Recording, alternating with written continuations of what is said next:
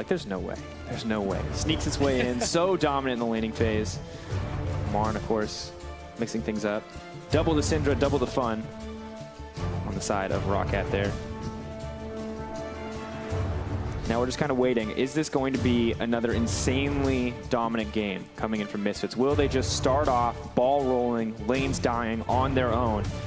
Will Roccat match up with them evenly this time? Will Roccat be able to get their junglers involved? I mean, I'm just curious to see exactly how this is going to happen. Yeah, I'm excited to see it as well, whether Roccat can bounce back themselves. They have a fairly strong duo in the bottom lane to go alongside it. So now when we look at how Wadid and Gyanan can match up, they failed pretty badly in game 1. See if they can redeem themselves in game 2. Gonna have to find out, ladies and gentlemen. Game 2, Roccat. It's make it or break it time. Misfits already up 1. They only need 1 more to secure this in the end. Roccat, 2 back-to-back. They want to win this one out.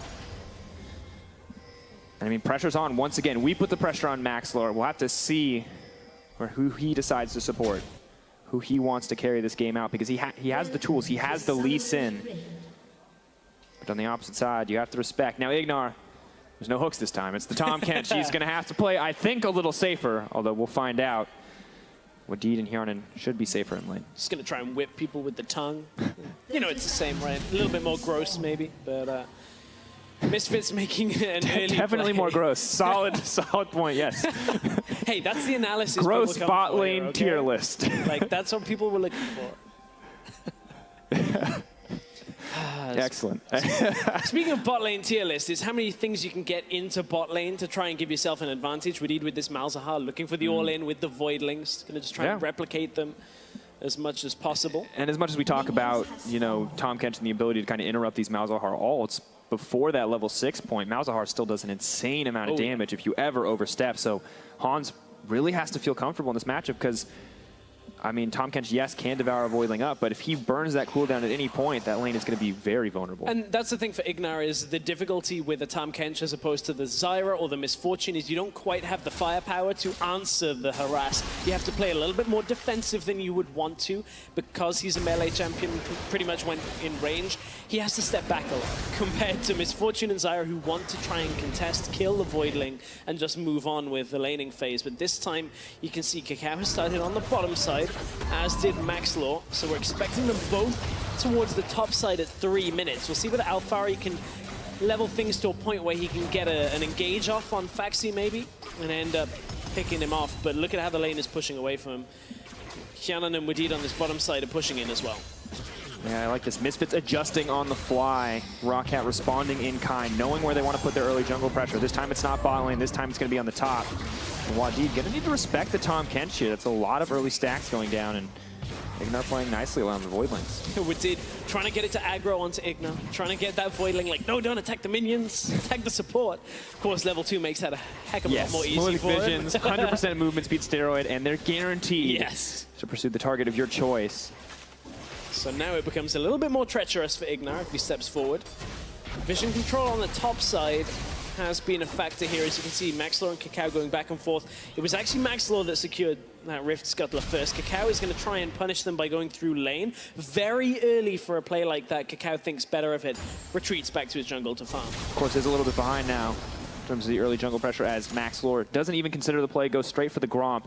Will now be able to make it to the lane that much quicker if he wants his presence known. Maokai, a lot of good gank set up here. Flash forward, Alphari pulling backwards. Maxlor goes in, but just a flash traded for a flash in the end. Flash for flash, you can see that Alphari, although typically likes to pressure out in that lane, knew that Maxlor had the option to be still around the top side and ends up backing away from it. So ultimately a bit of an even trade between the two, but look at the CS difference, 23-9 right now. This is why Kennen is such a lane bully. Even starting Cull for Alphari, putting out so much presence in this top lane, going to build towards that AD build, I would imagine, for this Kennen. We've seen it time and time again over in LCK. Yeah, and I mean, Cole just such a, you know, obviously not as strong as an early laning item as the Doran's Blade. We don't see it in the bot lane just because of how important those early levels are, but when you already have a winning matchup, when you can guarantee an advantage here just based on champion picks, Cole seems so very strong. And Foxy not taking a ton of damage from the poke there, but cannot afford to take extended trades, just has to use his abilities as best he can. And for now, it means backing off, kind of conceding defeat here. Yep. He uses his TP to get back into lane, but you were talking a little bit about Cullen. This is just Alphari essentially cutting a corner that he feels is safe to take. He doesn't want to have to start for a Doran's laning item, despite it being very efficient on Kennen because of his auto-attack presence. Just goes, hey, I want to just get a little bit more gold, accelerate faster towards my Blade of the Ruined King build that we've seen a few times over in LCK. So Alphari will back himself away. Actually backs away with about 1,100 gold right now, so that's a decent spot to be in. We'll see what he ends up picking up. Ooh, interesting. Opts for the Null Magic Mantle. Wants to continue to be able to trade face first. So often we see players go for the recurve bow. This time, just wants to make sure he's not going to lose out to those Maokai base damages. Of course, yes, he is a tank, but you do still have to respect him. Does a lot of burst damage. He's allowed to line up all those abilities. Yeah, significant amount of damage comes from that. So Alphari, Negatron Cloak in hand. Almost halfway to having a fully, stacked cull as well. 5 minutes into the game. That's a decent feat, but we'll see whether he can play this a bit better. No flash yet. Alphari, can he read that Maxwell could be top? This is smart, actually. Not quite under the turret. Yes, he is. Foxy potentially in trouble. Alphari maybe looking for the stun. Now in trouble. Lee Sin pulls back, and Alphari going to survive. This is a big change for Alphari, and I know we're focusing a lot in the top lane. That's the kind of play that Alphari would have died in Challenger. He would have overextended, looked for the farm, and just kind of gone aggressive, thinking he had a massive lead in the lane. This time he plays more conservative, retreats from the gank. That is a growth, a point of growth for Alphari that we've seen since LCS. Oh, but it's not about Alphari right now. It's about Cacao. It's about Power People. Flash over. Perfect outplay, but no more mana to back it up. He moves in. Lee Sin's on the way in. First blood drops for Cacao. He could be next, though. Max Lord pulls back. Quick kill pickup for Misfits and a beautiful flash from Power of Evil. Good answer from the Misfits, putting their priority elsewhere on the map, and they knew that if Power of Evil can hit that ult, if they can get the damage down onto Betsy, it's pretty much a kill as soon as Cacao jumps into the lane as well. So nice focus on the mid lane out of Cacao when everything else seemed to be drifting towards the top side. Mixing it up, of course, aggressive jungle builds coming in from both sides. Double long swords, the Skirmisher Saber coming in for Cacao. There's a lot of power on each of their hands. And this is a horrible feeling if you were Fax. He had to recall out of the lane because it had pushed away. He tried to just get anything he could. Ruby Crystal was the name of the game, but a lot of action in the top lane. Bottom lane, we haven't touched on too much in this game. Last game was all about bot lane. We'd already had two kills by this point bot side. So, of course, we are, as we so often are in this meta, waiting for level 6 in the bot lane, waiting for these big, high-impact ultimates. You're not going to get one from Tahm Kench, but you will get one from the Malzahar, from the Varus, from the Jhin. Got to be ready for that power. And despite the advantage that Cacao has built for himself, not going to risk contesting this red buff. Just going to give it over to Maxor in the end. I think it's a smart decision. You can see that they'd already lost track of Widid, had drifted up into the jungle, so Cacao, good communication with his team on that one. Map awareness to know not to go aggressive potentially into 3 people.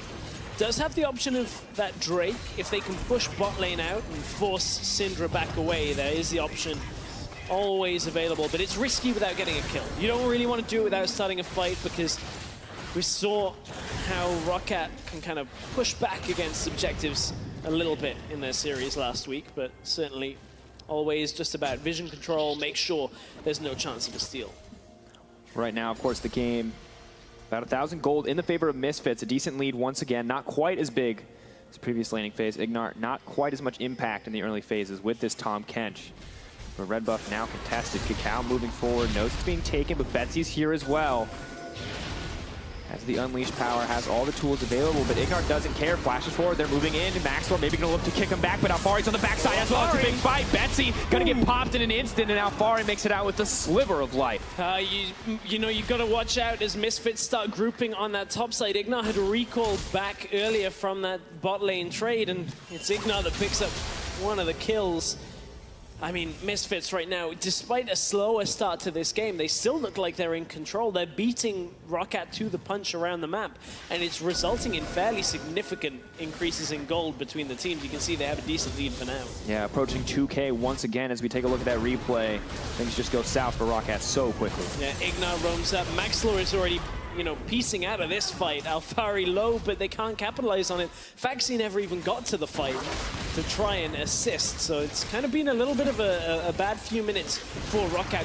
One saving grace is we talked about how Maokai can afford to come out of the laning phase a bit behind on CS. Well, he's actually ahead now. This is one of the strengths now that Maokai has got himself a little bit more health and resistances. starts evening the laning phase up. It's a minor point when it comes to, you know, between 5 and 10 CS when you count a Maokai. His ultimate does so much work. His passive does so much work. The Faxi is in a good spot for Roccat. Interesting, too. Wadid, a player that we haven't seen as much from yet. He has some unique strategies coming here on the bottom lane. You see Malzahar maxing the silence instead of the Voidlings. Maybe looking, I mean, for the extended silence duration. Not exactly sure what the thought process is here. That's an interesting one. Everybody we've really seen has done Void Swarm for the most part. We were discussing this a lot in the office this week, you know, in preparation, looking at how Malzahar has so much presence in the bottom lane. You just want those Voidlings to be as strong as possible, replicate as many times as you possibly can to just take somebody's health half off. I mean, that's something that we haven't seen too much. The silence is a little, you know, it's a bit of a smaller factor on this, refreshing the, you know, some of the Voidling attacks. So we'll see what Wadid can end up doing with that. But it's certainly not the strongest point of Malzahar's support. Interesting decision overall. We'll have to see how that silence affects the coming team fights. If they can maybe lock down some of these champions very reliant on using their abilities. For instance, the Kha'Zix needs to use that Q over and over again. Ignar taking some extra gold from the Voidling, so we'll get caught up for a bit of damage, but not going to matter too much to the Tahm Kench. You can see how Hans Sommer is adapting his build ever so slightly to deal with some of the tank focus that is coming out from Roccat, with Faxi being on this Maokai, and inevitably Maxwell getting a little bit more resistance. You can see he's going towards Blade of the Ruined King. It's something we saw Prey do in the early time of Varus this split, one of the first games over in LCK. So just trying to get a little bit more of that percent damage, get a little bit more tank busting power coming out from it. We'll see how that pans out for Hans Sommer, but certainly a big departure from the way Kjaernen was playing it in the last game. I mean, we've seen so much variance already. We saw Tear of the Goddess, the old school Varus build. We've seen the pure lethality build coming in last game from Kjaernen, and Hans now bringing it back. Of course, they did change the passive. Attack speed now very effective on Varus. When the passive procs, you get additional attack speed based on your attack speed. So it does get a bit degenerate pretty quick. You can start stacking that, but Betsy playing safe in the mid lane. Not going to take the disrespect here. Just flashes in onto Cacao. Going to get him in the end.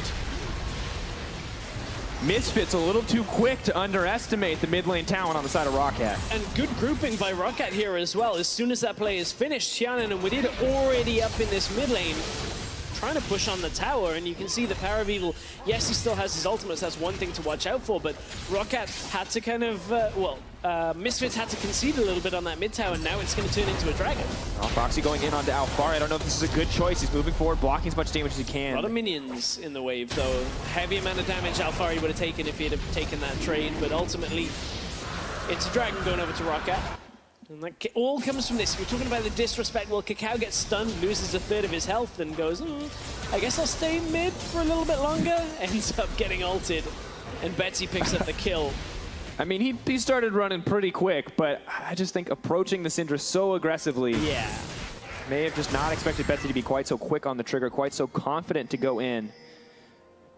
But press R to delete never seems to fail on the Syndra. Of course, hit his other abilities as well, so using both aspects of the champ. Not quite at the point where she can push one button and kill just about anyone. At what point does that meme kind of loop round and people go from it being an outplay to ironically being an outplay to actually being an outplay again? That one wasn't, but I'm just wondering how far that's... that's a little, I'm gonna be honest, that's a little too much for me, man. There were too many layers deep at this point. Let's keep it just on the surface level. Okay. One guy died. Somebody outplayed somebody. Perfect. Look, we don't have like a director of memes now that Pulse is gone. That's true. Like, he was the one that kept on top of these It's a big things. burden, and I don't know what the kids are saying, Dracos. I need help with this. I don't know what to tell you, man. You can just carry on with the game. It's all right. Well, right now, not a whole lot is happening. Misfits once again building a decent gold lead for themselves. Roccat balancing it out as much as they can with the Infernal Drake. The small gold lead will start to mean less and less as we progress in the game, and the Infernal Drake will start to mean more and more. But for now, it is advantage to the side of Misfits. But for how much longer as Maxlor and Wadid invade the jungle here, we'll get down a bit of vision, and Cacao not caught shopping, is just going to back off here. Yeah, Cacao backs himself away. Nice little aggressive play on the bot side to get vision control. You can see now Power of Evil going to try and deny Maxlor having any kind of presence in the mid lane. when we look at itemization, Alphari continuing the trend of Magic Resist, Mercury Treads, and the Wit's End, which we've seen a few times on the cannons we've seen. Based, obviously, attack speed. You got that Magic Resist, helps out. We've seen it paired with that Blade of the Ruined King, and people end up buying a little bit later. Alphari. Every time the Maokai goes in, it looks like he's losing the trade. Oh, out comes the curtain call. Ignar being held still. They know they can't get Hansama with Ignar up and available. Extended silence goes in. Kick back into the team. Wadid. Oh, but he has the Devour in the end. Oh, flash out. Betsy here, maybe looking to throw it in. Drops the minion. Ult to Ignar. That's one down. Roccat with a clean dive on the bottom side.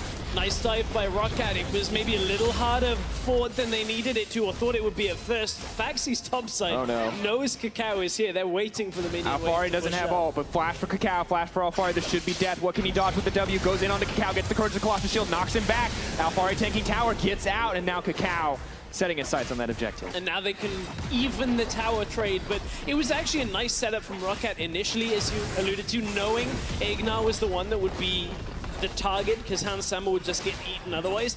It took a little longer than they wanted it to, and Hansama ends up surviving from Ignar eating him. Of course, that Malefic Visions will run despite being devoured, so it was very, very close on Hansama actually dying from this, but good attempt with Maxwell coming around the side, but the fact the minion wave wasn't there meant that Maxwell was ever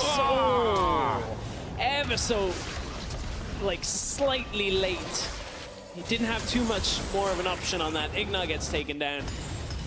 A split second on Hansama surviving and dying on that one. Ignar, again, earning his, earning everything in that play. And Misfits smart and aggressive here to make a move back to get Cacao another kill, but Roccat stepping up their performance this time around. No losing lanes right off the bat, utilizing their champions well, playing around the Tahm Kench counter pick, and Maxlore coming in big on the back half to make sure they got something out of that exchange. But can they keep the ball rolling? Can they keep this going? Because for now, Misfits stalling any pressure here on the top side. Yeah, stalling the pressure, similarly to how Roccat kind of turned the game around in the first game for that 7 to 17 minute period where it slowed down. You just saw at the top of the screen that this game is a big departure from game 1 in terms of the bot lane marksman, with Hyanan up this game compared to Hansama's dominating CS lead at 15 in game 1. Of course, a lot of that stems from the Thresh, the fact they got 2 kills in lane very early on. No. Don't give people, it's less impactful if you give people context. Just say it. No context. No. Of course, yeah, an absolutely devastating early game last time around. Misfits completely crushing Roccat. But now that they're on even footing, Roccat sorting this out much better this time around. And they've got great tools to get fights started. See if there's one in mid lane as well. Top lane's been pushed out. Somebody's going to go and deal with that. Likely Alphari after that recall, but they both have TP available. Betsy trying to zone away with the orbs. Just throwing down a bit of poke, setting up, of course, Deadly Flourish. Not going to get used that time around, but anytime anything hits, they can find the follow-up CC. Ignar maybe looking to set up the flank here with the ultimate, but Alphari just clearing out waves. Misfits have pretty good ultimates when it comes to at least defending against sieges, because, oh, hang on, you're talking about Ignar going in. Trouble, Ghost comes out, looking for the disengage, flash over, Cacao's over the wall, Betsy, I don't know if you can outplay everyone. Stealth goes in, he's set to fall, nothing left, he's going to throw down a bit more damage, but not going to find Cacao in the end. Betsy strays a little too far forward, Ignar capitalizes again. A big play coming from the support. And, you know, as I was kind of talking about Misfits, they have good defensive siege capabilities, like their ultimates from Varus and Orianna are good at catching people out if they step too close, which is why Roccat was struggling to step forward, and maybe they've stepped forward at the wrong time here. Ignar getting aggressive. Has the MOBA boots, so you shoot him and he gets real slow, but before you shoot him, that is one fast catfish. Aren't you now? Infernal Drake in their sights will balance out the difference between the two teams in Dragons if they can't secure, but the vision is here and Maxlore is in the area. No smite to his name, however, it means that the Dragon will go down uncontested. Uncontested as Alphari had backed away topside, looking to teleport out. This is the play from Ignar. Again, this guy is such a playmaker for Misfits. We were, you know, thinking how good's he going to be on the stage of the LCS. Pushes Betsy, funnels him down, doesn't actually do much more than the ultimate. And I want to give him credit for being a playmaker there, but he did just all behind Betsy, and I do not think hit him with anything before Cacao killed him. But That's fine. It's zoning. Zoning ultimate. Like, An actual zoning ult. We're not just using it as a joke this time. Actually zoning someone. Just force him, you know. It's like putting cones out so he can't actually drive that way. It's horrible. One-way system right to death for Betsy on that one. Unfortunate too. Uses both summoner spells. Tries to go for the outplay. Great dodge on so many abilities from Misfits, but can't find it in the end. Betsy 2-3-0 now. Not quite the CS score he had last time around as he approached the 20-minute mark. It's once again Misfits with a small lead in their favor, but just like last game, it's nothing crazy quite yet. I know someone's going to clip out that Ignar's a playmaker, just ulting into mid lane. Love it. This guy is going to legitimately be one of the top supports in Europe, though, I feel. If he continues on at this pace, I think we've had a number of supports step out this split in LCS. No more do we have Vander. He's obviously playing, at least it looks like he'll be playing in Challenger. Singh not around. That's a guy that made a name for himself as the upper echelon. So kick back, Power Beetle locked up, taken out. Ignar nowhere in sight. Nice dive coming in from Roccat. This is good. This is better out of Roccat. They made a couple of plays in this game that have looked so much more solid than everything they had in game one. And this slower paced game seems to benefit them. You heard Deficio talk earlier about you want to pick a later style composition that could maybe contend in the late game where Roccat have that better experience with players like Betsy, Hyun, and Maxlaw have the experience rather than Misfits. So it's interesting. Of course, Kakao and Parabeeble would contest that to the death, and Ignar, of course, having a lot of experience themselves. Parabeeble was not ready for this. Just the dive from Maxlaw clean with Betsy turns into a tower. You can see Ignar had the flash, maybe contemplating for a moment there whether or not he should try to save the mid laner, but at that point knew it was doomed to fail, and he may just give up 2 kills instead of 1. But very different from game one. No longer are we in the mid-game lull because Misfits aren't quite sure what to do. Right now, both teams could control this game. All it takes is one misplay from either side. And for Misfits, a team we expected to kind of be the new contender for a top team in EU. Probably surprised here to see such a strong fight coming in from Roccat. Yeah, especially after game one as well. Alfari's been a little quiet recently. This time, though, he's got a nice ward in Tribush, just spots with it coming through, so he knows he's got to back away from that bot lane. Was looking to try and exploit an opening, perhaps, to try and get another tower, but Misfits only have that one tower to their name. Oh, Ignar under the tower. Betsy locked up. They're trying to kill Ignar, but the Great Hell comes out. Betsy still making it to safety. Maxlaw in to back him up. And Misfits, they forced the mid laner back, but what else can they do with it? Didn't really get too much more from that exchange. The mid tower survives. Roccat have had so many people mid lane that it's been near impossible to push the tower down for Misfits. They've never really had that opening in this game. Meanwhile, Alfari still trying to work on the bottom tower. Misfits are a little bit lost in this game now. Not really sure what to do. And looking a lot like last game. We kind of, there was this point where it all blew up, where one misplay led to Misfits getting the Baron, to getting them ahead. But right now it's pretty much dead even, and really any team's game to take. Grabs and Freddy, of course, the support staff, the coaching staff of Roccat in the bottom side of your screen must be happy with this game. Like, great, we didn't get caught bot lane. We didn't lose all of this advantage early game. But honestly, Roccat have been making active plays on the map, been utilizing some of their diving potential with this Lee Sin, the kill threat with Syndra very effectively so far. So it's been looking a lot better. That Infernal Drake may very well actually give Roccat the edge right now. The gold is even, but that Drake to their name with another one coming up in 130. Excuse me, Misfits has one too. So it's even. Maybe if they get a second. Now, could be all important for both sides, because outside of the Tahm Kench, pretty much every character on every team, Tahm Kench and Maokai, would be happy to have the additional AD or AP. Kha'Zix especially, as you can see the Black Cleaver in addition to the Warrior Enchantment. A lot of potential damage coming out there. Both teams just playing a game of wave clear, pushing back and forth when it comes to their solo laners. Something you highlighted in game one has come to fruition in game two. Nice, I like it. Edge of Night on Jhin.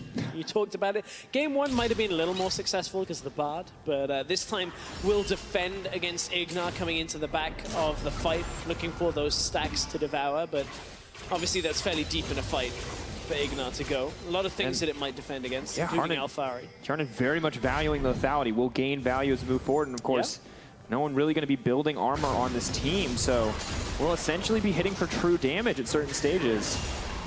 a third serrated Dirk just to max out potentially a Duskblade of Drakthar as well. Pre-rework, I would not have been surprised, but would be interesting to see coming in here. Yeah, that's very true. We haven't seen the Duskblade too much recently. Roccat, however, want to go for mid lane. This is a little risky with Alphari. There are wards behind them here. Alphari has the ability to teleport flank if he wants it. He's going to run across. They have vision. They might see Alphari coming. They've now spotted him on the wards. Dragon instead. Going to be what they set their sights on live now as the Infernal spawns. But Misfits are just going to run it down the mid lane. They may be more than happy to trade this objective. Yeah, they want to try and get that tower. There's Roccat just putting Magslaw on the Infernal Drake. It's easily possible for Lee Sin to solo a dragon much earlier into the game than this. It does take a little while, but I mean, what that was a force from Roccat. They push out mid, make sure they have a little bit of vision control, pull back for the dragon, and they're content with that as an objective. Have to consider what the next step is here for the side of Misfits. They have the Kennen. Of course, they've chosen the split-pushing build. They want him to be this powerhouse, this duelist, but hasn't been able to pressure out the Maokai. They've been trading waves back and forth, and Misfits, not sure if they're scared to take the fights or just playing slow on the back half, but either way, Roccat taking the dragon for free, protecting the mid lane tower, and keeping the gold just about dead even. It's been much better a game for Magslaw than the Elise game in game one. Cacao has had a fair amount of impact, 3 1-on-1. Cacao himself has actually upgraded the Void Spikes, the Evolved Void Spike second, which has become a little more common than before. It used to be always level 11, you'd get the Evolved Leap, so you get the reset. But Cacao, there haven't been a lot of fights in this game. He feels like it's not as important to get himself back out of a fight, but here's the fight gonna start. Kick, Maxlor not gonna follow up, all 4 shots, look to connect. Oh, last one gonna hit Cacao in the end.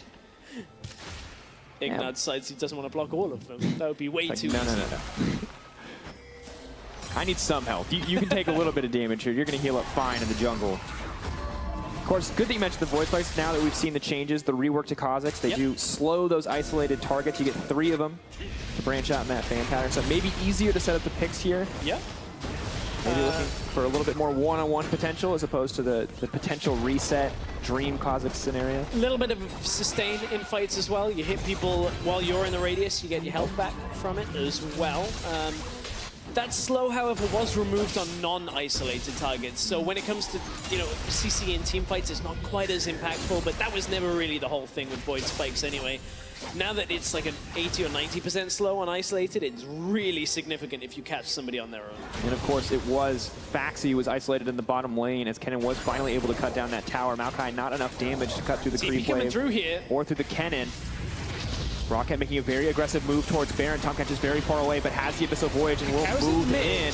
Have to be careful. Malzahar is there. We've seen this even from Misfits. Now the counterplay coming in from Roccat. They can use the Malzahar to stop the jungler, but here comes Cacao. They're going to get it in the end. Maxlor gets it. The fight kicks off, but Baron is in the favor of Roccat. It looks like they don't want to fight this. They're pulling back. They're bringing back every resource they have, and Alphari and the rest of Misfits walk away empty-handed. Yeah, Alphari could not really find his positioning to TP into the fight, chose a defensive position behind the Baron, didn't go aggressively on a control ward that was in the Baron pit or any of the ones around the side, so Misfits lose out on the Baron. This is way better out of Roccat than we were anticipating looking at game one. That was a nice call from them, exploiting the fact that Alphari was pushed out in the bot side and had to use his TP. And the good news is, of course, that Misfits do get that mid lane tower, but now, as long as that Baron buff is up and alive, Roccat is going to have the priority. They're going to have the pressure to push down these lanes, to cut down more towers. So maybe 1 tower for Misfits for now, but it could be way more. All of those inner towers could be vulnerable. It's been a fairly hands-off game between these two teams. Much slower pace when it comes to fights. Unlike game one, a lot of people look at it and, not really understand exactly how Alphari playing that fight. You'd expect Kennen to just TP right into the middle, TP in ult to Zhonya's, but this isn't AP Kennen. This is more about the attack speed, the stacks of the slow and the stun that you were talking about earlier, trying to just lock as many people down over and over again, rather than just a one-shot in the fight that we've seen from Smeb at Worlds. So interested to see Alphari's performance as this game goes later, because he's going to really stop doing damage to champions like Faxi's Maokai at this point.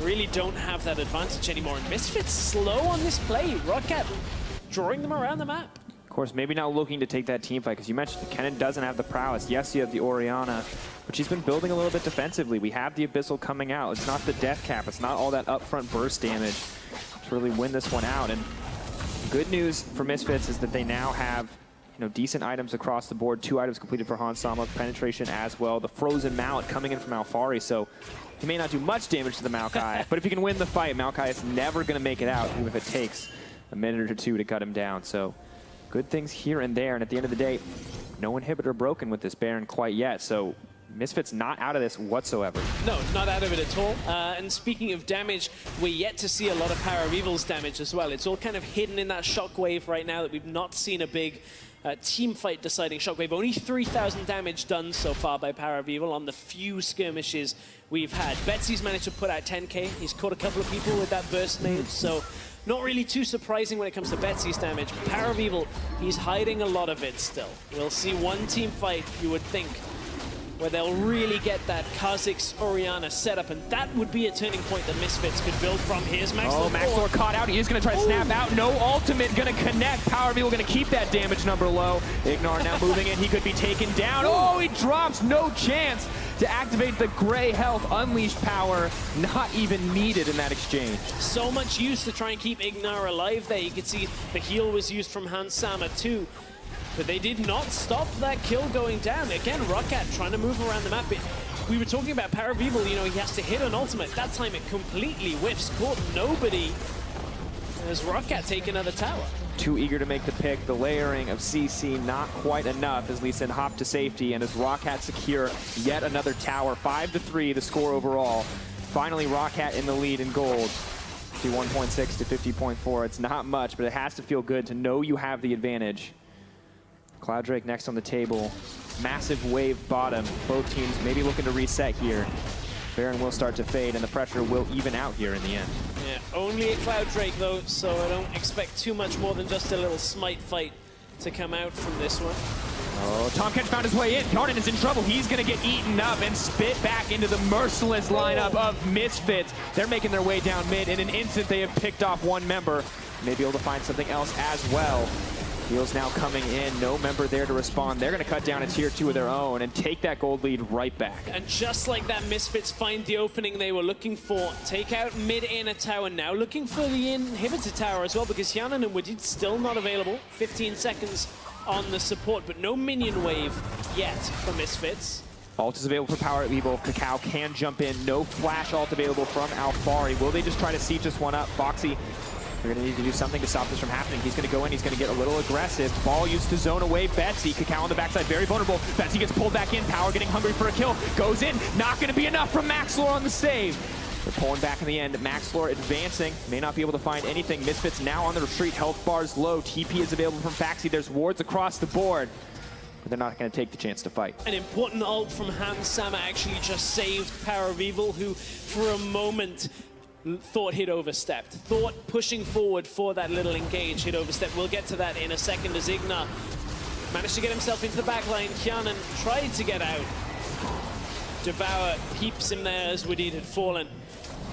We came forward and the shockwave hit onto Betsy. Betsy stepped forward actually to trade with his ultimate, but right as Betsy was about to throw out the rest of his damage, Change the Corruption locks him in place, can't capitalize on it, and that could have been a turnaround for Roccat, but inevitably ends up evening Betsy's score once again, 4-4 on this one. He's had some good plays, but also has been caught out by a lot of the maneuverability that Misfits have had. Time and time again, Ignar threatening that backline, using the Abyssal Voyage, the semi-global ult to get behind the enemy team.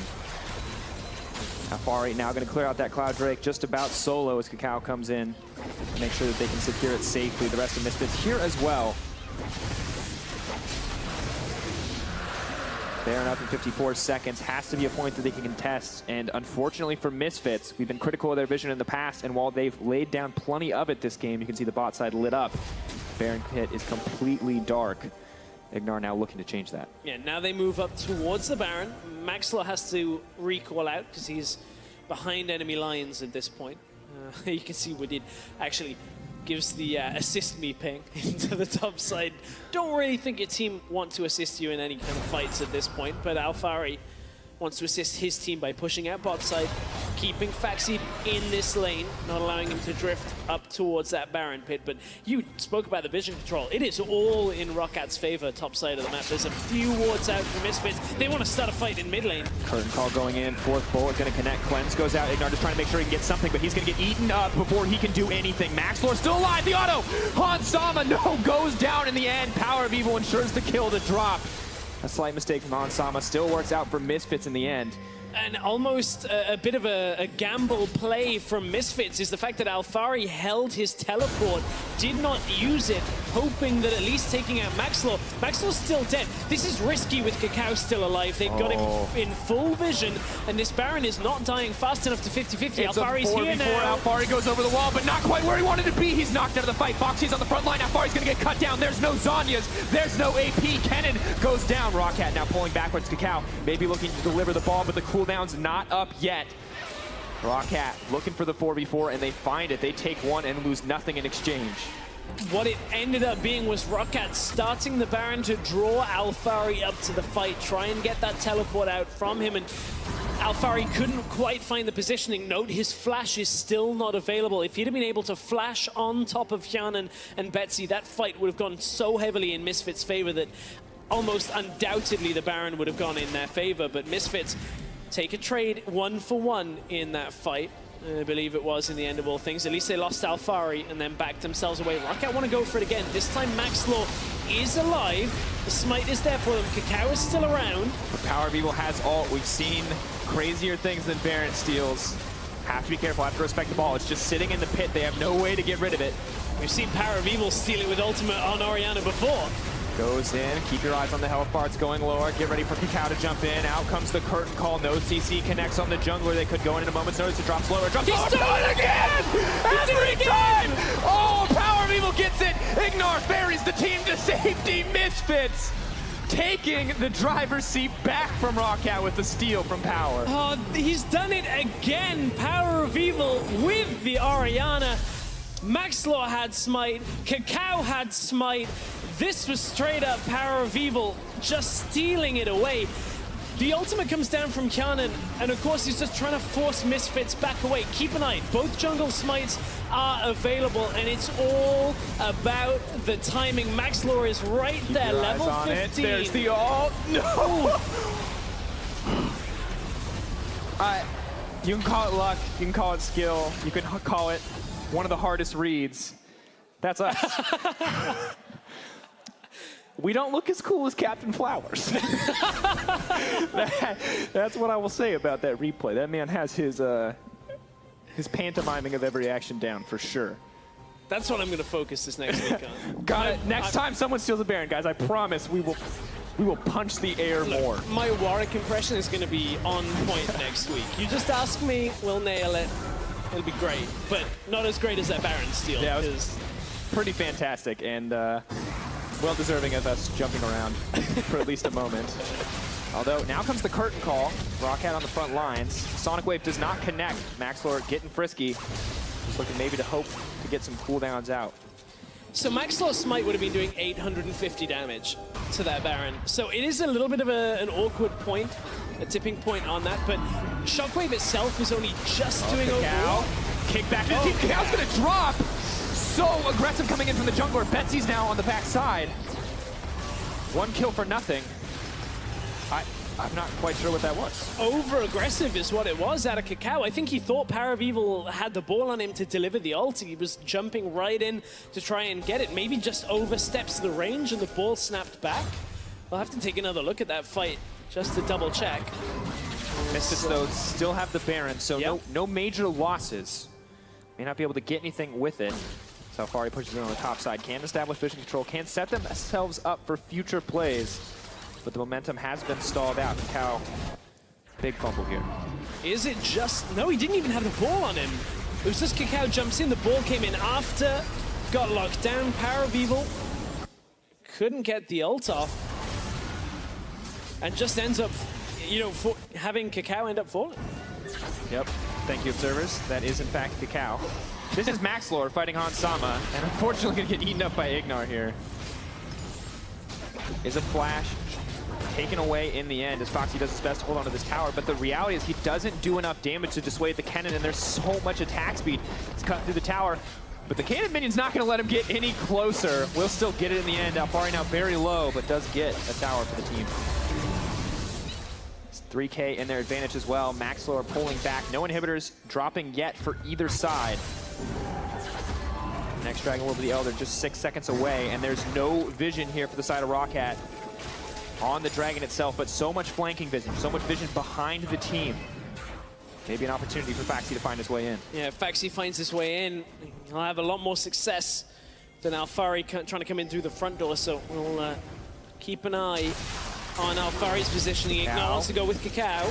Indeed. Cacao not going to get locked up. Curtain Call comes out. Decent amount of damage. Here comes the teleport. He's on the backside. Foxy going to flash over the wall. He goes in. Hansama now in trouble. Knocked back into the team. Will they be able to get the damage? Backdoor kicks him back. Hansama hand delivered as the tanky front line goes in. Cacao's all alone. They turn to pick him up. They don't find him yet though. Maxlow retreats. Members traded back and forth. At the end of the day, Roccat has every member alive. Maokai comes back with a GA. Okay, I was very confused for a moment. Yeah, Faxi tried to 1v3 in the back of that fight, and Roccat, good exhaust comes out from them onto Cacao as Cacao is about to jump Woody and Betsy. Another confusing moment as Lee Sin flies into the pit. You're like, oh, it's a steal. I've done that one before. He steals it from another teammate. Of course, just jumping around. I mean, this game incredibly even. You can see Misfits, Cloud Drake Infernal versus Infernal Infernal. Double Infernal Elder Drake means you essentially have 3 plus the damage buff. None of that really matters if Misfits keep making mistakes like these. Good TP play out of Faxi. We haven't seen all that much of him over the first 2 weeks, but flash into the fight right onto Hansama. Watch the exhaust on the bot side of your screen. Cacao actually comes right out of the Malzahar ulti and instantly met with an exhaust as he jumps forward. Faxi not really strong enough to contend with 3, but took a long, long time away from Alfari and Power of Evil in that exchange. So Maxlow, great kick though. Getting excellent kick. Yeah, Hansama, I mean, it's not the other Varus build. You're not just going to have the big crits. You need to continue to auto-attack to get that damage out. So really not a lot of effective damage coming in from the Varus in that exchange. And so good that Roccat have been consistently able to pick members off to start each and every one of these fights. Yeah, really good start on that. And, you know, you're talking about itemization earlier. We have got that Duskblade of Drakthar. Of course, now has a couple of little different passives and abilities on it. A lot around warding and now it's got deactivating it enemy was rebuilt wards. For assassins, and Jin's a sociopath, but it doesn't really line up, I think. However, it will provide a nice little bit of damage on that first auto when he comes out of vision. Yep. And also assists in vision control, disabling wards. It's great, 80s. Red Sweeper. They've 80s. got more utility now. 80s in 2017. We're finding out what they can do. They can disable wards. I mean, they used to be able to do that by killing them too. But. Well, Curtain Call comes out. Not quite dusk for Hansama, as Ignar's going to eat him up, and the tower's slowly going to fall. Misfits don't even want to risk the fight here. Just pull it back in. That's 2 member power. Just pops the support instantly, but there's no more aggression coming in quite yet, and that's because Alfari is on the bottom side, and he's trading a tower back. Cacao trying to buy time, trying to keep them busy as the Kennen continues the pressure. Jin being pulled back. Garnet in trouble. I don't know if they're going to get it. Meanwhile, Alfari on the bottom He's still pushing. side. They're just stopping the recalls here because Alfari is going to do significant damage down to that tower. Get it. He's going to even it up. He might be able to get He's the going to inhibitor get the inhibitor from this. This is so good for Misfits. They can't stop Faxi though. Faxi did get the recall off. Alfari will have to stop as soon as he's got it. He can still, as long as the team stop the rest of the backs, he can still get the inhibitor. But Baron is live, and Alfari's on the bottom side. Faxi as well, though. Alfari has TP, Faxi does not. Alfari just continuing to throw out the damage. Faxi doesn't really have a good way out of this. Frozen Mallet makes it so difficult. Whittling him down. It's not easy. Ping's now coming onto the Baron. Misfits know they have the man advantage. Are they going to pull the trigger here? Oh, Misfits, they back away. They don't really feel overly confident on it. Alfari's still trying to just take everything from the bottom side of the map. I mean, this attack speed build, if he just has those prolonged moments of just auto-attacking again and again. He will slowly chop down the tree. It does take a little while. He has got, I guess, a mallet, a sword, and a machete aren't exactly the best things for a lumberjack. But it'll work. It'll work for Alphari. It'll work. It'll work. Not quite the tools that you want in this exchange, but hopefully it'll do the job in the end. For now, though, Misfits hoping to find that Baron as we take one last look. So this was the ball delivery system of your opponents walking over the Orianna ball, which... Wadid was his own ball delivery system. That's when you have somebody like delivered to one of those shipping centers and you got to go walk and pick it up. It's a lot more annoying. The success rate is great though. Power of Evil happy with that one. It did work with the Baron Seal too, so I can't really knock your logic here, but... Well, the Baron didn't do much walking over the ball, but that was a lot better anyway. Now Roccat looking to set up for a Baron once again. Uh-oh, seen this before. Now remember, the Power of Evil should not be able to steal this. Theoretically. Theoretically. Alphari's on the base still. Alphari's trying to be the one-man band to get this whole thing done, but nothing coming out from them quite yet. Roccat need to make a decision fast, because Alphari's may not be able to kill the Maokai. He's just going to heal up in the meantime. Taking his time here. That's a single super minion. Not going to be enough to break it in. Oh, Nicholas going! They're just going to rush it! I don't care about Cacao. Good! Now pulling back. Betsy doing his best to hold on here. Flash forward. Misfits moving on to Betsy. Betsy has overstepped. This is disastrous. The wave is there. Misfits are advancing. You can see it. Blood in the eyes of Betsy as he oversteps, makes an over-aggressive play, and the ball is now in the court of Misfits. The one-man band turns into three-man band, and Misfits are looking to push in as they regroup completely. Alphari's TPing into this as well. Betsy's still not alive for 45 seconds. It looks like they want to shut this one out. Alphari, no ultimate, no flash, can't get in, but the ball from Power of Evil is there. The leap, the flash from Cacao. They have everything they need to deliver it. They're waiting. Keep your eyes on Cacao. Keep your eyes on the ball. The fight, nice and slow, decent damage on the Fax. He can't get eaten up. The engage comes in. Keep your eyes on Cacao. He's going to get kicked back. He doesn't have time. Power of Evil has to make a decision now. Cacao leaps forward. Oh, he's Cacao, going. he's going to get popped. Yarnin moving in, trying to get a little bit more damage out. They're going to try to lock down Cacao. Fax, he has killed Ignar. Cacao pulling back. Misfits have overstepped. The ball, not enough. They do not get it in the end. Misfits hesitate on the execution, and Roccat hold on to the base. And Roccat are actually about to get the inhibitor on the top side. Nobody's recalling in time. Misfits. TP. Roccat are TPing towards the Baron here. Oh, and no, it's actually just to cut them off. They killed Cacao. Hansama locking him up. Good ult. He's denied the back, so can they use this time to take Baron? He's blocking the wave so it can't push into the base. Oh, but look at Alphari. He's in the darkness of the bottom side here, waiting outside of vision control. Oh, this, if they start that Baron Roccat, they're going to have vision on it. Hansama defends. Alphari in what would be his fourth game on the LCS stage, wants to backdoor the base. Oh, baited and outsmarted. Roccat have to pull back. There's no one there to stop the bees. Alphari will be able to do decent damage, but he can't break the base by himself. Now moving forward, Maokai goes in. Alphari will be locked up. The team is here as well to back him up. Keep your eyes. Where is the snare from Jin? They're not going to need it. Alphari's killed. The base is wide open. Roccat have to think carefully about their next move because it's rinse and repeat. Power of Evil decides not to push in the end. We'll back off. That would have been if first you don't succeed. Try again on that bottom side. Max Law's just going to push the wave back as far as he can, but it does deny a Baron attempt. Ooh, Alphari trying to be sneaky through the bot lane. And the confidence difference you can see from Roccat now is instantaneous. No longer anything left to protect that Nexus. Suddenly every play is being cautiously made. It's Misfits who are making the aggressive moves, and it could be so easy to punish them. Their top laner is down, but because there is nothing standing between Misfits and victory, if Roccat make an aggressive move, they just cannot afford to do anything here. There is, however, the age-old chance. If Alphari pushes out bot lane and can sneak down there once his teleport is available, one ward would be all it takes. Curtain call comes out. Hansama. Oh, fancy footwork. That's not going to be enough. He's going to... Ooh! Oh, nice play of the Rune King to make it out. All right, engage moves out. Got to be ready for the Baron. But that TP ward, I think it's there. I think I see it in the bottom lane. Hansama had no summoners from that. That is a TP ward. You are correct. The ping is onto the base. Alfari TP not up yet, No however. TP yet. Cacao ready to deliver the ball. Baron dropping lower.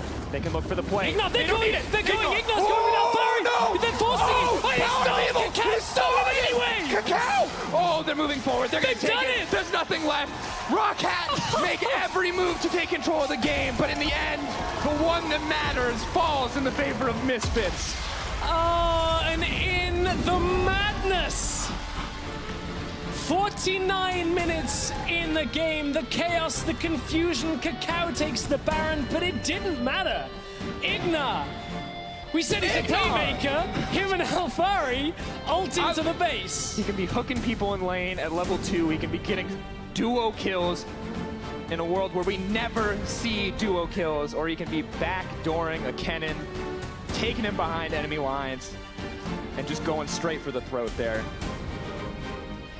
And he looks so casual.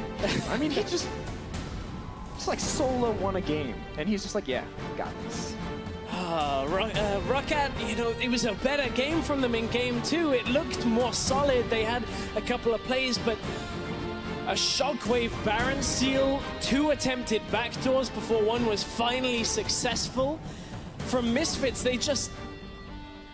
it wasn't solid and consistent. It was flashy, a little bit unorthodox, and a lot of gambles from time to time, but they just pushed Roccat so far in this game that Roccat finally broke, tried to take the Baron, had no options left to save their base. Misfits coming out with the 2-0. Not quite as close as many would have expected.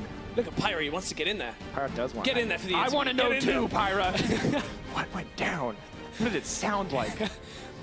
Just a glimpse of what's coming soon. But, man, Misfits, that game, I think a lot of people are going to maybe become Misfits fans after watching just the madness. The mid laner steals a Baron. Their top laners backdoors with their legendary support player. Their jungler's Cacao. Parameval's now a little bit, he's like, hey guys, I stole a Baron, I stole a Baron. And Cacao's like, yeah, I did that. Ignar's like, I won the game. Don't worry, we all did something special. Somehow dilutes the impact of Orianna stealing a Baron, but certainly a massive play Twice. from Misfits. I think in his career. Is there more? I feel like there could be more at this point that I've missed. His next step's twice in one game. That's what you got to do. Up the ante for Power of Evil. One Baron steal with Orianna ult is not enough anymore, ladies and gentlemen. But, I mean, so I'm obviously very caught in the moment, and as are you. And there's a lot of things that went wrong for both teams here, but it just doesn't feel like the time for the critical eye because Misfits, I mean, even in the weirdest situations, find a way to win. Yeah. They have some weird comfort zone where that was more about individual plays a lot of the time. I mean, Hans Sama getting caught out at the end with no summoners still survives, and the rest of his team just win the game off it is a very weird, unique dynamic. But I think game 1 showed a little bit more of the team play out of Misfits. Game 2 showed a little bit more of team play out of Roccat, which there are still positives to take away from the game, despite it being a little messy. True, we said at the beginning, this has to be the game where Maxwell shows up, or we're going to have to reevaluate how we feel. And he did show up. He had amazing kicks, amazing setups to keep the team going. The Tahm Kench counterpick was not enough to stop all the pick potential on this team. This looked good for Roccat. Yeah. It was not enough to win the game, and to a certain degree in the end, that's all that matters. But at the same time, it feels like as we move forward, we can expect more and more from Roccat. Yeah, it looks like we can. If they can find a little bit of consistency, pick up a couple of wins, there's still a chance. Well, one man who's no stranger to picking up wins is standing by with Pyra from the Misfits' cheeky bot lane. Gentlemen, and a great cast on the day. I'm in fact joined by 2 red-hot duo laners, of course. Ignar, Hans Sama, congratulations on your win, gentlemen. And I want to ask you about that final play, delivering Alfari into the back door. What was going on in your mind when you guys made that call? Honestly, we called my ult and bring Alfari. We already called. If they go Baron, we can end. So 3 men can block. So we already know the win. Yeah, you executed it almost perfectly. I mean, incredibly well played. But enough about going with your top lane. I want to talk about some bot lane because you guys were on fire. Game number 1, so clean. And you guys are looking really hot just in general. I want to ask you to Hans, how do you guys compare in your mind to other bottom lanes in the LCS? I think compared to other bot lanes in LCS, would say we are one of the best bot lanes, but for me, I think I need to learn more experience as an AD carry. And Ignar has been in an LCK and he's bringing me a lot of stuff, so I think Ignar is really good. Absolutely. So, Ignar, back to you. You know, you guys have changed out junglers. You used to play with Wisdom, now you're playing with Cacao. What has that been? How has that been like comparatively? And now that you have a new jungler, what is his role now on the team? Wisdom was really good jungler, but I think Cacao is more try to communication with teammate and try to more learn English. So communication is different compared to Wisdom. It seems like it's working well for you guys. So last question over to you, Hans. Looking ahead, you guys have got G2 next, so you've had some experience. How well do you feel you can handle these guys? I think obviously G2 is the best team in Europe, and I faced Sven. I think he's the best AD, and he's a monster. And yeah, I think maybe if we give all our best, maybe we can take them one game at least. And I'm really waiting to face them. All right, well, you won't have to wait too long. Thank you for joining me, gentlemen. Congratulations on your 2-0 victory. But that's all the time we got for now, because we're going to toss it over to the analyst desk for the post-game lobby.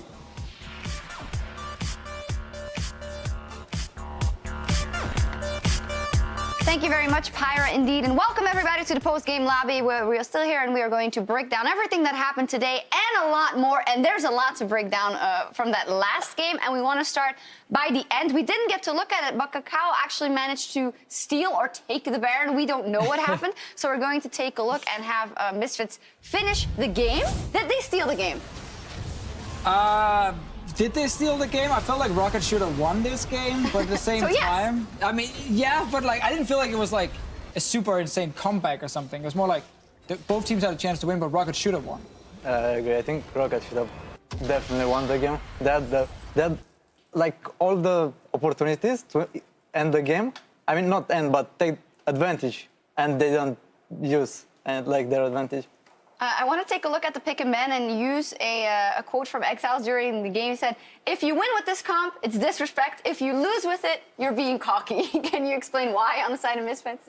I think that, like, overall their comp, if you look at it, they drafted, like, the picks that I want to highlight are Kennen and Orianna. Basically, if you pick Orianna, you want to go for team fights, right? And if you pick Kennen, then you want to go for 1-3-1 comp. And Orianna doesn't fit into this style. So if you pick Kennen first, then you want to have a split push mid lane. They could have picked Katarina or Corki in this case into it, or they just go for a tank top lane and then they go for team fights with Orianna, which is also fine. Because they could actually have like first picked Shen in the second pick phase, but they decided to ban it. I'm actually not sure. I guess they wanted to ban it because they didn't want to play Kennen split push against the Shen.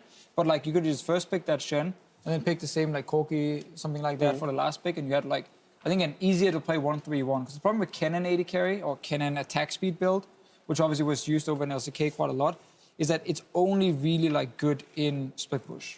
Like your team fighting is extremely weak, especially compared to Maokai. Won the game.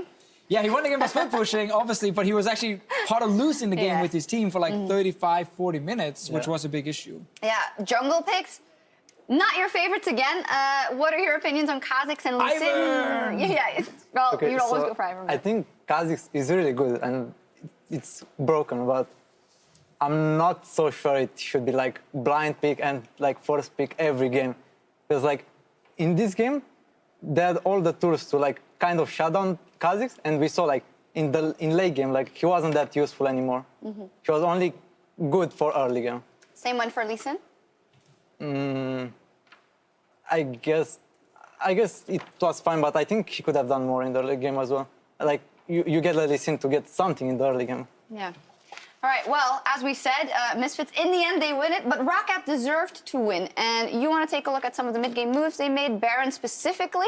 Yeah, so this is kind of the same as the replay we had after last game, where we want to show like a point in the mid game where everything slows down and why it's slowing down. So what you should notice instantly is like the vision Roccat is setting up around Baron, but then Xerxes, what they actually decide to do with this vision now that we roll the replay. Because it's going to be a big problem. Like, you're setting up all this vision here. Yeah, I'm going to ask the million-dollar question here to two pro players. When you set up full vision around Baron, should you then play around Baron, or should you leave the lane? It's a big question here. Well, here you should just play around the vision you got. Like you But have, where are they going then? like here, like going on cannon, you just lose all the vision you put, all the pressure you had, and you had like Maokai with TP just base and come with TP with homeguard and TP behind them, and you can either do that or 5-man Baron and force cannon TP, and then you have the TP advantage. Yeah, because as we saw here, Roccat decided to put up all the vision and say, screw that, we don't want to play Baron anyway. They tried to gank the cannon bot lane for some really weird reason, obviously didn't work. And as we just saw in the end, Misfits just walks in, clear out every single ward, take control of the Baron, and basically forces Roccat to reset the whole thing again, spend another few minutes on getting new wards, setting them up again, and it just slows down the entire mid game. And that was why Roccat couldn't actually get Baron fast enough. I mean, when they play against Cannon, like Cannon is so bad, like with this AD build in team fighting, that they just have to force fights. They have to push out mid, get into top side jungle, bait Baron, and when the enemy team comes to get vision on the Baron, then they just TP behind and force the fight. Like, you have to team fight against this Cannon.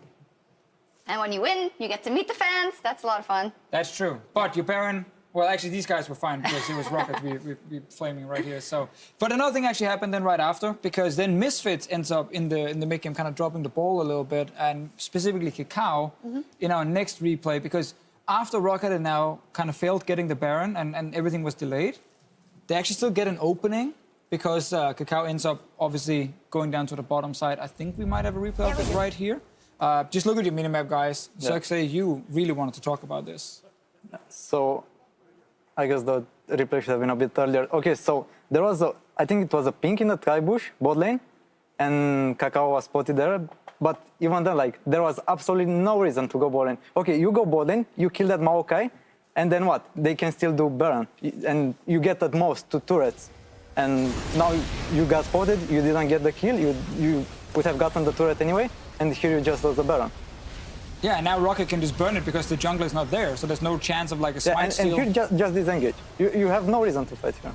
And it's really good. They're trying to disengage. They were, Really? they did. It's just, it was really weird to see like Misfits then suddenly say, okay, we know the entire game plan is around Baron right now, and the setup you talked about, like set up Baron, start Baron, force a team fight, and then they actually go bot lane with Kakao to try and make a really risky play. Backfires completely. So like 2 really big blunders by these 2 teams here in the mid-early late game. That was part of why this game was also Messy. like super messy and very, very Scrappy. long. Yeah, Misfits drop the ball here. Power of Evil drops the ball in the next one, but they steal Baron with it, so let's take a look at that. Again, Roccat does get in the position where they can take it, but yeah, and Orianna, how are you supposed to shield this at this time? How is Roccat supposed to play this? I don't think you even do Baron here. No, this Baron is just 50-50 and it's not good.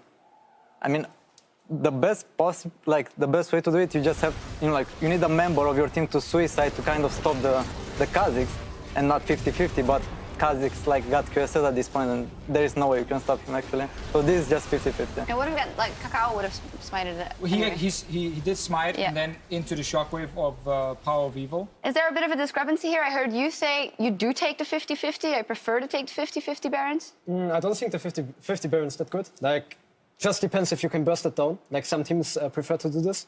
But I think what they should have done is tank it up with Maokai. Like, he's a tank, he can take as many Baron shots as he wants and still turn after. And this is like the advantage of having a tank for Baron, right?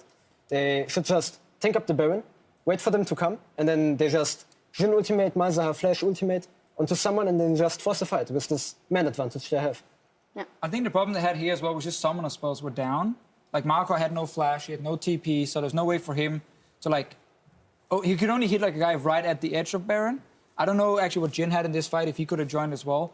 And then there was QSS on Kakao already, so Malzahar couldn't even like ulti Kakao outside the pit and stop him from jumping in, because you just QSS it and get in anyway.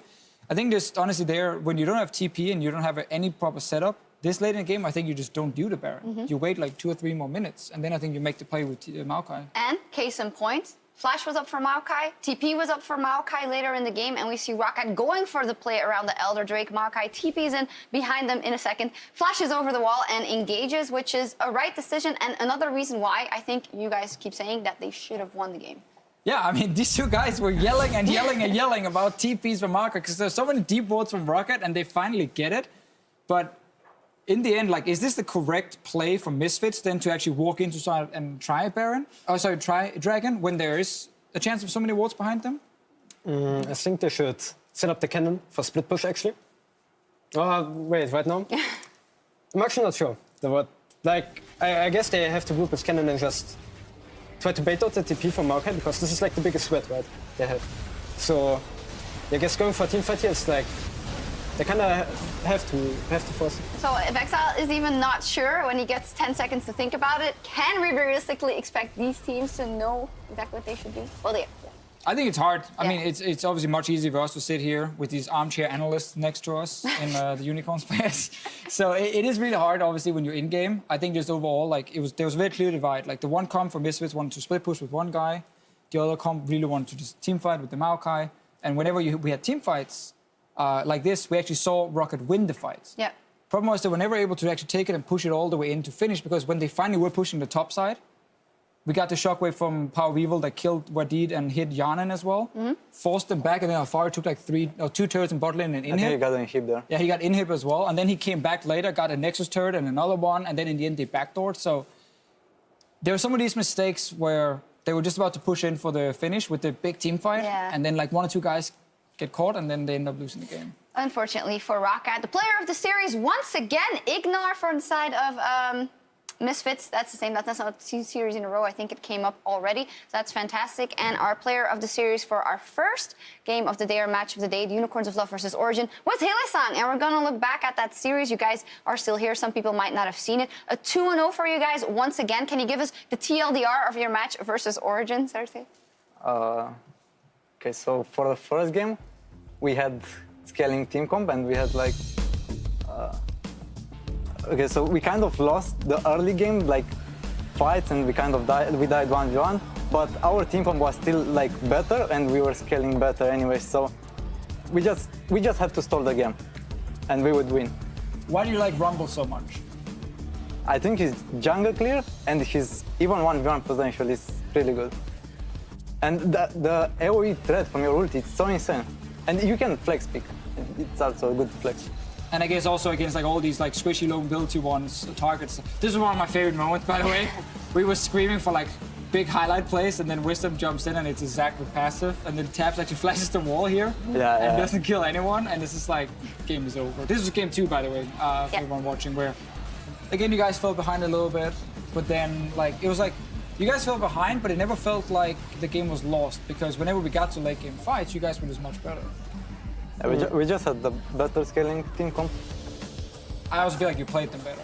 Well, okay, we played better because like with the advantage they got in the early game, they don't do anything. Like that's their problem, because like they got the advantage, but they didn't use it. That's the problem. In this game, Exile, this was the game where you got camped, you had no summoners, your jungler was a Zac who didn't want to help you, so you got ganked like 3 times. Yeah, this was, I mean, you could basically say it's the result of the early invade, maybe. Yeah, the early invade also, where Zac obviously dies and gives the kill to Hecarim.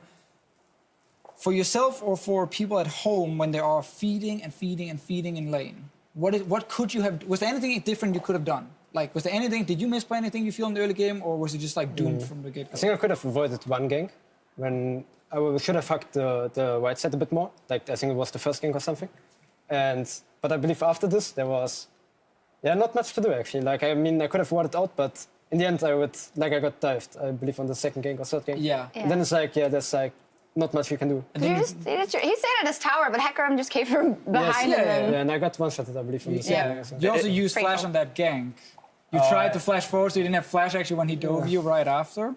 But I guess, I mean, there's really nothing you could do there. It was mostly my fault, actually. Like, I was behind because of that bad invade, and Hecarim, like, didn't care about me, so... Was it your call? Yeah. All right, well, see, everything's owned up. It's all good. One thing I want to ask, though, your team fighting looked extremely crisp, and I think that is one of the reasons why you guys, with relative ease, came back in both of those games. Not easy comps to work out, in my opinion. You have the Jhin, you have to set up with the Rumble Ultimate. We know how easy that is to fumble. We have the Rice TPing in with the Shen. I feel like there was a lot of coordination involved. If so, do you guys agree? And do you guys feel that your team fighting right now is just going really well, even though you had that last-minute change in the bottom lane? So it's not like you've been together for a year. I think right now, like, basically all those comps that we play on stage, we practice in scrims, right? And then, like, the situations that we occur in the game, they're not really, like, unique. We play them over and over. And I think our communication now, especially because we're like fully European team right now, like our communication is really good in the game. And yeah, I think that team fights in general, like we always call a clear target and we are all really aware of what's going on in the team fight. And I think that's like a really big advantage that we have. So I think we can play this out well. Yeah, looked really good indeed, and I'll be looking forward to those team fights in that H2K game on Saturday as well. We are going to take a look at our updated standings after the first day of the week here, week 2 of the split. Still at the top of Group A, G2 Misfits are now 2-0, and H2K and the Unicorns of Love are at the top of Group B. It's always kind of funny looking at standings very early on in the split, because usually like 2-0, 0-1s. Like Fnatic obviously sitting here, I'm sure they're going to pick up some wins as well, but I feel like your group, and I want to ask you guys about this, I feel like Group B is going to be stronger than Group A. Not because I think like you guys are going to be stronger than G2 or anything, but I think just like Splice, H2K, Unicorns, I think all three will be good, and I think Vitality has more potential to become like a contender than Giants and Roccat have. I think our group is just more competitive. And, yeah. But do you think that's going to be a problem at all? Or do you think like easy peasy first place? No. No? No. Like, I mean, I guess H2K right now is favorites actually for first place. and yeah, but I still think we can be the first place as well. So just beat H2K on Saturday. I mean, that's it. Yeah. And then later on in the season also beat them again, I Yeah, guess. that's the plan. All right. Well, that's all that's said about that series then. Our match of the week. They're not going to let us look into their cards too much. I mean, they don't really want to reveal anything. No. It's been like, I think maybe Ivern is a pick. I think Cersei's pretty happy about Ivern. Today, Ivern might be considered Yeah. in All this right. Ping and Ban phase. Well, then let's move on and see what we have on our plates here. Tomorrow, another day of broadcast, and actually 3 more days coming, and then tomorrow we'll have Vitality versus Splice to kick everything off, and Giants versus Fnatic. So Fnatic, they've been very vocal on social media. This is the match that we want to take. We have to win this one. It'll be very exciting. What are your predictions for these matches, guys? Vitality, Splice? I think Splice takes the first series. I'm pretty sure they do. And I go for Fnatic for the second one. Goes 2-0 for either Splice and Fnatic. Okay, Cersei? Splice wins 2-1 and Fnatic wins 2-0. You were the only one that was correct today. You said 2-0 for Misfits as well, so. Do you have any idea how Splice, because we talked about Splice, all the players about how Splice have been very good in scrims before, and they were very surprised they lost so hard to H2K. Do you have any experience playing against them or anything, and like they were underperforming on stage? Or? I think we've only scrimmed them once so far. Only once. And Okay.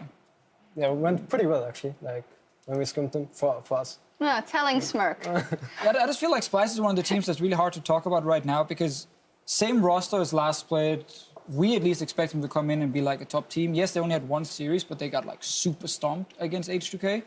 And I want to obviously see them bounce back now. I think they will. But I just wonder like if Splice is this kind of team that actually has the chance of really going downhill and not being as good as we expect. Well, we will see tomorrow. For now, though, it is time for us to log off here at the European LCS. Thank you very much, our guest from the Unicorns of Love, for joining us. And join us tomorrow at 5 p.m. Central European Time. That is 8 a.m. Pacific for our friends across the Atlantic as the 2017 EU LCS Spring Split continues. Good night.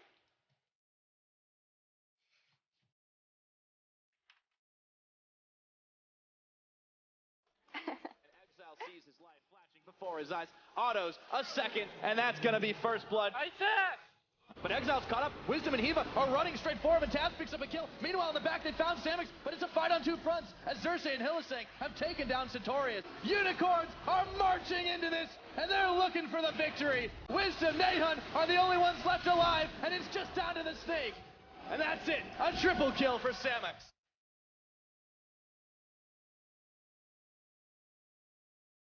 Gagging mid lane. Yeah, no summoners this time. They knock Exile back in, and this is going to be it. Nahun claims the kill. Wait, Wisdom, though, is just going straight in once again. No summoners on Exile, and just like clockwork, Wisdom cleans him up, hits him with a big bullet. Cersei not letting Wisdom off that easy, and there's no more passive, but there is a heal. Samix with a double kill.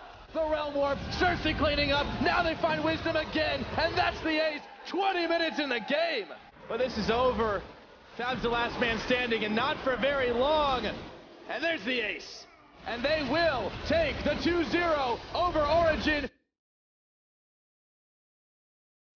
Doss drops off, Han Sama now dominating. Baxi makes his way in the back line. In goes Cacao, double kill. Misfits are too far ahead, and nothing that Roccat does matters in the end. OCC connects on the jungler. They could go in a moment's notice. It drops lower. Drops lower. Do it again! Every time! Oh, Power of Evil gets it. Ignore ferries the team to safety. I don't care about Cacao. Good. Now pulling back. Betsy doing his best to hold on here. Flash forward. Misfits moving on to Betsy. Betsy has overstepped. This is disastrous. The wave is there. Misfits are advancing. You can see it. Blood in the eyes. They can look for the play. Ignore, They don't need it. they're going. Ignor's Oh, going without flurry. no! They're forcing it. He's stolen it anyway! Cacao! Oh, they're moving forward. They're going to take it. There's nothing left. Roccat make every move to take control of the game, but in the end, the one that matters falls in the favor of Miss.